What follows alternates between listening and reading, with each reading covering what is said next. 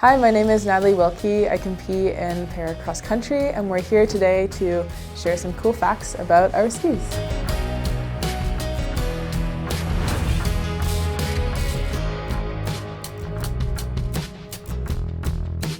Yeah, so there's different heights to the skis. I think all the women on my team are on one height, and then my teammate Mark Arendz, he's a lot taller, so he's on a different height. Everyone has their skis weighted to how much they weigh and how they ski and stuff. I think we would each probably have 20 to 30 pairs of skis. All the skis have a lot of information on them. We have the grind, the weights of the skis. Every ski has a number at the top to identify it. So the grind means what the base of the ski is like. There's lines going down it. So a fine grind is for colder weather. That's just gonna glide over that cold, hard snow. Often colder snow is a bit slower. And when it's a lot warmer and more granular and very wet, you'd want a much larger grind.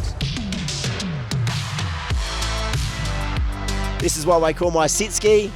Sit skis between all athletes are very similar. I have actually 5 straps on my sit skis, so I'm fixed pretty good because I need a lot of power to move forward. We all either use skate or classic skis. They are the same skis as able-bodied users and all the other vision-impaired athletes use as well. They're just mounted onto the sit ski. That's the only difference, that the binding is maybe different. We will all warm up on one set of skis. For competition, we get really fast rocket skis from our Wax technicians, and right after competition, because they're really good skis, we're changing them right back to our training skis.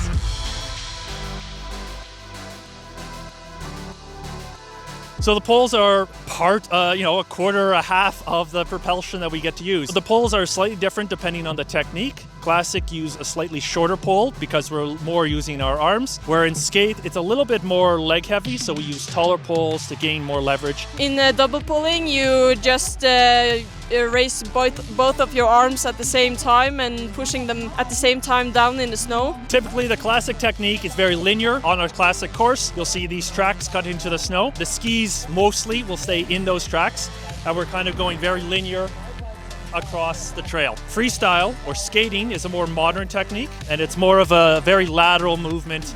It is faster, but a little bit more muscular.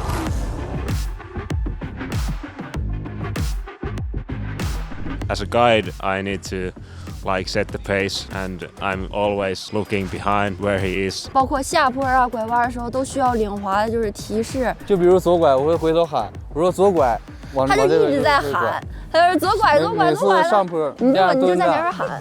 拐弯，我说左拐，然后我就在后面往那拐。你为啥？到上坡了，我说换，好搞，这样。